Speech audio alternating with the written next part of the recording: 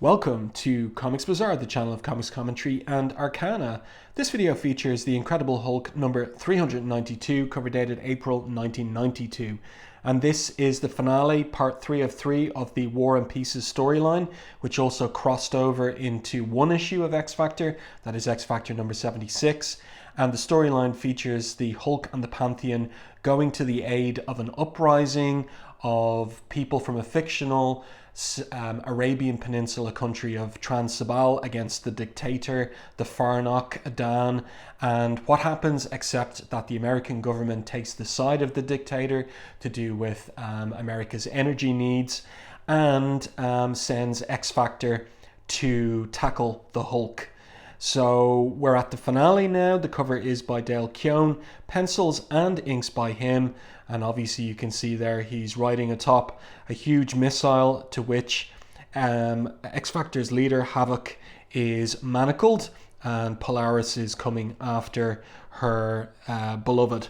So it's quite an eye-catching cover, in use of a screen tone as well there by Keown for the metallic sheen of the missile. Also, I'd be remiss if I didn't mention that there's quite a lot of phallic imagery in the 3 parts of the Incredible Hulk storyline, War and Pieces, and this is yet more of it. Maybe one of the most blatant pieces of phallic imagery on this particular cover. And you might be wondering, well, isn't sometimes a nuclear missile a nuclear missile? Yeah, but when it's Peter David writing the comic, you can be sure that there's going to be puns and there's going to be symbolism, and that's what we're getting on this cover, I would wager. But it is a cool looking cover, great anatomy there on the musculature on the Hulk's arm and back there as well. Good stuff. So let's open this one up to the splash page. The title of the concluding chapter is Fortunes of War, and it features Havoc there manacled, and as it will turn out, he's manacled to the side of a missile. And the creative credits here, written by Peter David, pencils by Keown, inks by Mark Farmer, lettering by Joe Rosen, and colouring by Glynis Oliver. And Havoc exclaims, "Get me the heck out of here, come on, this isn't the least bit amusing." So who's he talking to? Who's blowing this smoke towards him? Good perspective here, kind of a top up perspective on Havoc as he's manacled there to the side of the missile. And also I like the spotting of blacks there and the shadow cast by his head and hair picked out there on the metallic gangway around the missile. So who is it that's blowing smoke at him except for Farnok Dan? And he dryly says to Havoc, "I trust you're resting comfortably." So we're really starting in medias res here. The last issue of Incredible Hulk 391 ended with an explosion as Havoc faced off against the Hulk, and we're going to find out what happened next. The explosion that resulted when you unleashed your full power at the Hulk hurled you a considerable distance, says Farnok Dan to Havoc. "My people found you and brought you back here. There was no sign of the Hulk, quite possibly he's dead. It doesn't matter though, for with the power of Havoc at my disposal," and Havoc interrupts him, "at your disposal, I'm your prisoner. You think I'm going to cooperate with you?" And the guy replies, "You, Mr. Summers, Havoc, are a valuable weapon. We do not have nuclear armament, and the blasted agreements we've signed, along with the UN watchdogs, are making sure we continue to be without them, but I've made no agreements barring warriors with nuclear bombs for hands.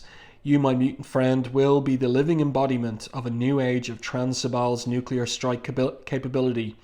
This plan has been revealed to me by God himself. I'm merely the vessel of his will." So Farnok Dan is a kind of a fictionalized version of a theocratic tyrant, and in respect of his nuclear ambitions, who does he remind us most of all, particularly in the context of 1992, except for the mullahs of Iran, and in particular Khomeini, the Ayatollah of Iran, but a fictionalized version of it, like, properly distanced and indirect. But Peter David is having his little commentary on the Ayatollah, I would say, in part with the characterization of Farnok Dan. Because another part of his characterization that's a bit different from the Ayatollah is that he is a what would I say? He is a ladies' man, but one who uses drugged drinks in order to have his way with the ladies. In this case, Val Cooper, who he's dressed up here as a slave girl, and he explains to an aghast and horrified Havoc, we had drinks, and she's now beginning to see things my way. But that was a drugged drink, and that we saw that take place in X Factor 76. So he is there taking her out of the room. Now this is interesting layouts on this page. A lot of panels on the page here, and some of them teeny tiny, in particular these two here side by side.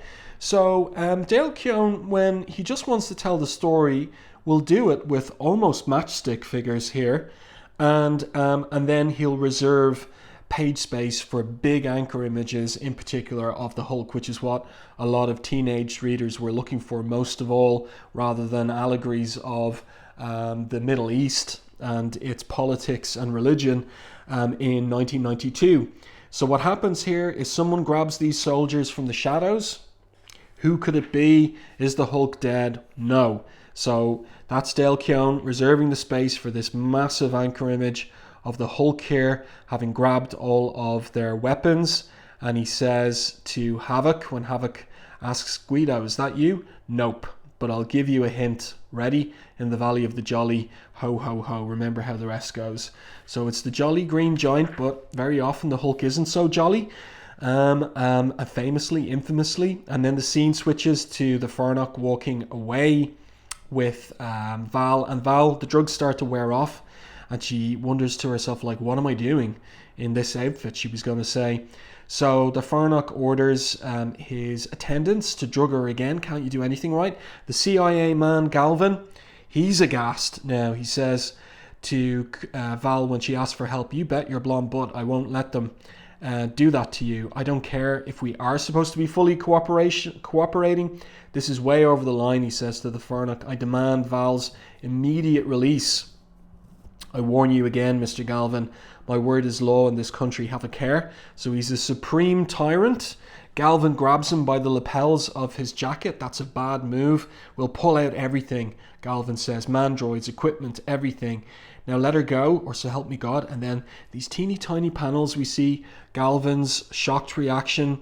He begins to fall. He's been stabbed in the back by one of the Farnock's attendants. Your God cannot help you here, Mr. Galvin, he says. Only mine rules here. Clean that mess up. And the mandroids that were established there, and here in the background, someone's in there thinking, holy. And that's in response to what the Farnock has done. So it can't be one of his loyal citizens. So who's in the mandroid armor? Well, we'll find out at the very end of the issue. But can you guess? So then the scene switches to the front lines of the battle between Transabal's uprising, the rebels, supported by the Pantheon here, and the government troops supported by X Factor. So X Factor, more and more increasingly clear they're on the wrong side of this particular conflict. So Lorna's taken charge with Alex still missing. And she tells Quicksilver that he's suggesting to her that he could report back. No, what's she saying here? She's saying, I've tried raising Val on the comm, but they're not getting her on the comm. And Quicksilver is saying he could go get her or go to her and report into her, but Lorna countermands and says, no, Pietro, with Alex missing, I don't want to cut our strength more than it already is, even for a few minutes. So, if Quicksilver had gone, he would have discovered what was going on in the Farnock's palace with Val and would have been able to help. But here he remains on the battlefield. Meanwhile, there's a little moment here that picks up on the conclusion of X Factor 76, when Rain killed one of Transabal's civilians, who had murdered his own sister in a fit of rage. and she is ruminating on what she's done and the fact that at the end of that issue she feels that she's going to be eternally damned for her mortal sin of murder. And Guido doesn't know what's going on. She is saying here, I'm a terrible person. He demurs regarding that, but then it's back to the fight. So the government troops spot someone coming. I like this panel here of Guido looking through the binoculars. It's nicely done. And then the big anchor image with the panel borders of the binoculars there, just slightly indicated, of the Pantheon arriving. And yeah, that's a pretty cool image, and them using their energy weapons as well. So we've got Ulysses and Hector there, as well as Ajax, who's basically a walking tank in his armor. And then we're back in the Farnock's facility, which will be revealed to be a missile launch facility later in the issue. And this philosophical dialogue debate between the Hulk and Havoc. So Havoc first of all asks the Hulk, how did he get there? So we get a little explanation of what the Hulk did, how he admits here, I was kind of a mess after your little gamma powered plasma blast, but I healed very, very quickly enough to catch up with you and see you being loaded onto one of Dan's trucks. So we got underneath this huge armored truck. I couldn't resist the opportunity to get right into Dan's stronghold without having to fire a shot. So that's how come he's there. And now we get to the philosophical debate. So Havoc says, now, would you mind getting me down from here? And Hulk asks why.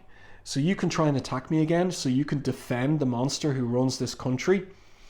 And Havoc replies, hey, obviously I'm not the guy's biggest fan right now, but just going in with heavy armament and strong arming someone you don't like out of power isn't the way to get along in the world.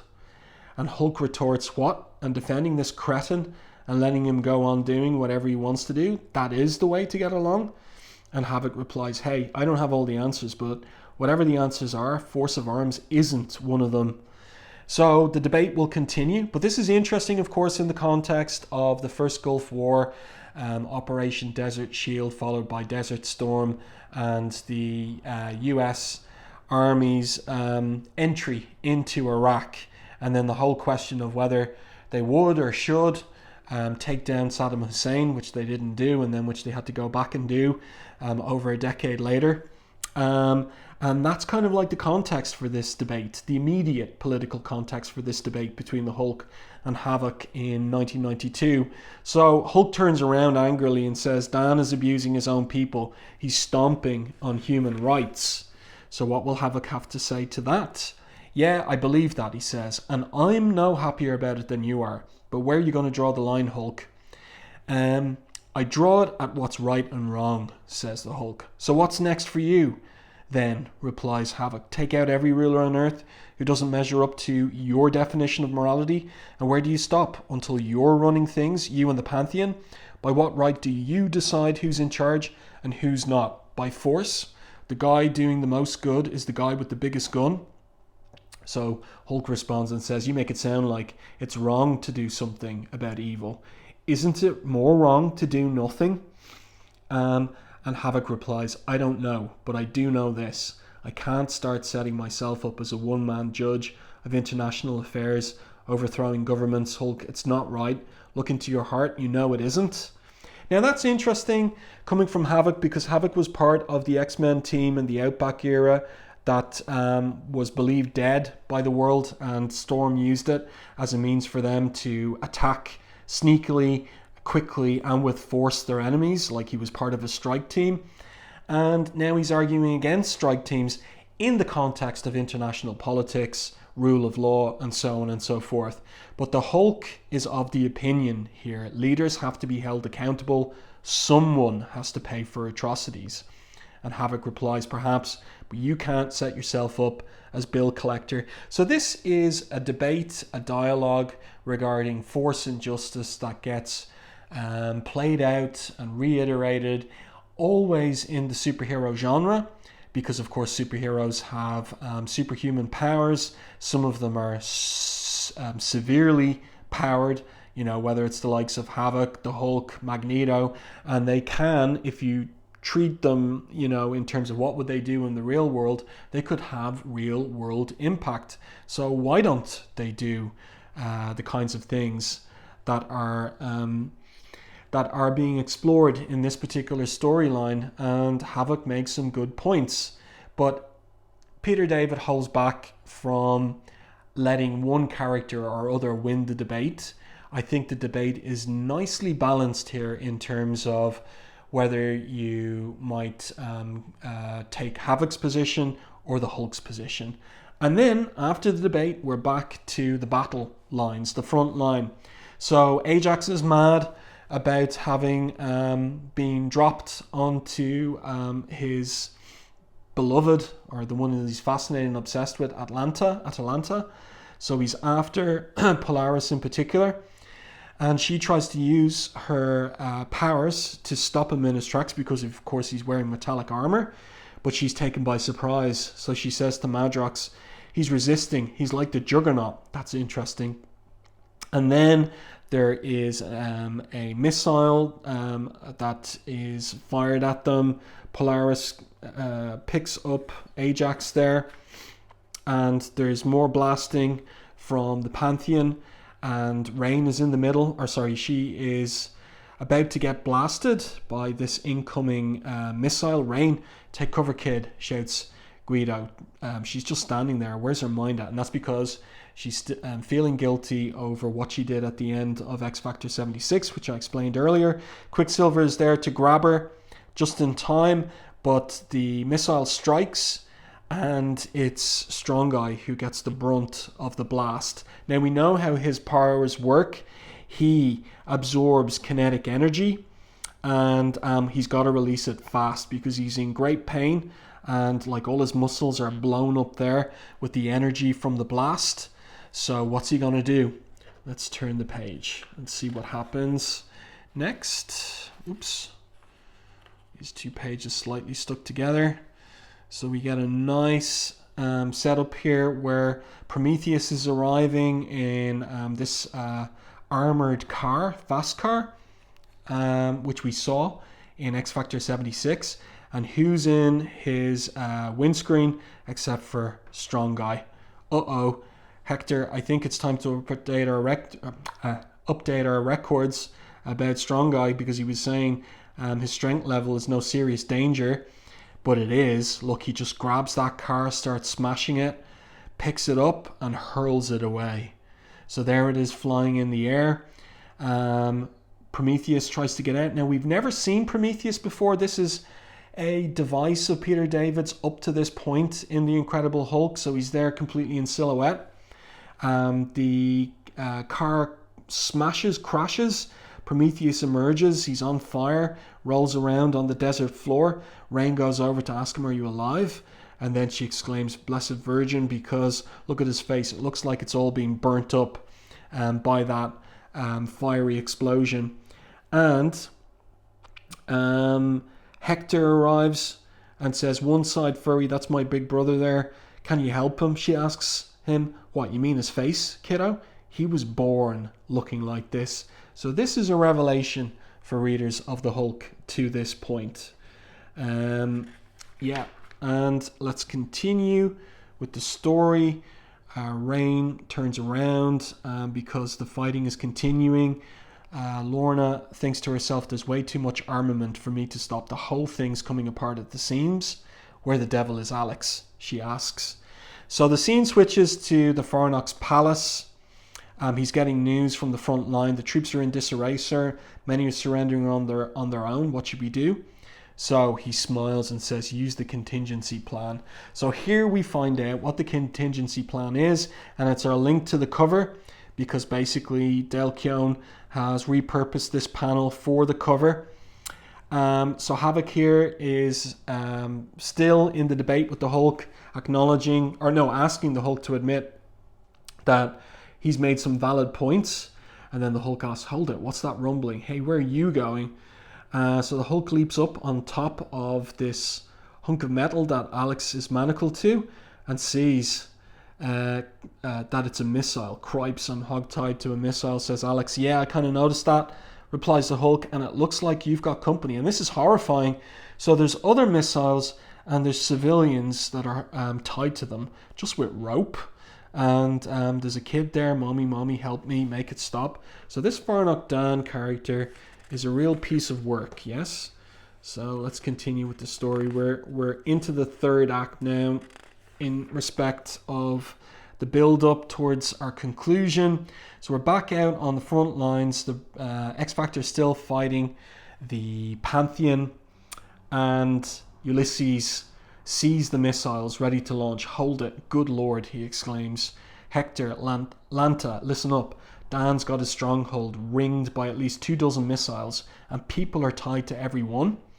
So Quicksilver says, even for a human, that's low.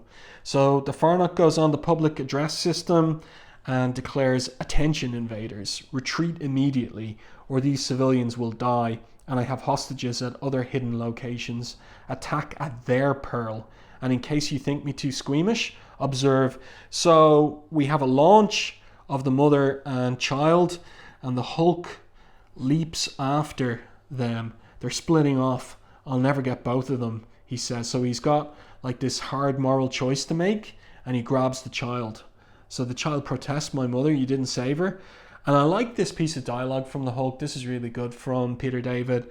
The Hulk simply says to the child, shut up, you're not making me feel any better about it. So Lorna sees it too, but she says, I couldn't snag it. It was too big and too fast, the missile with the mother on it. So Quicksilver just grabs her and says, big, I can't help you with, but fast. So off they go. I like these horizontal panels that Dale Keown is using. And then we see the silhouette of Quicksilver, and he's got both Lorna and the mother. And this is a little setup for X-Factor 87 coming up in some months' time. You know, Lorna, I think you've put on weight. Are your buttocks larger? So we're going to get something made of that throwaway comic comment in issue 87, which there already is a review of on the channel, so you might be interested in that. So here we are, we're coming to the end. The Farnock is disgusted that the mother and child were saved. How dare they? I declared their lives forfeit. Who do they think they are? So then his TV screen goes off, and I like this little sequence where the Hulk just pushes the screen right out, and then you just see his face in shadow there. That's really well done, and he looks so monstrous. We interrupt this program to bring you a special bulletin. Farnock Dan, 2-bit petty tyrant of Transabal, brought before his people and made to answer for his crimes. Film at 11 as he grabs him by the lapels. And Dan isn't going to be able to have the Hulk stabbed in the back. No way. So this is a really nice image here as well. I like the downlighting on the Hulk's face here and here as well. And it's maintained in the side profile of the Hulk too. Really good stuff from Keown and Farmer. So you can see here a lot of panels on this page. We're getting a quick wrap up.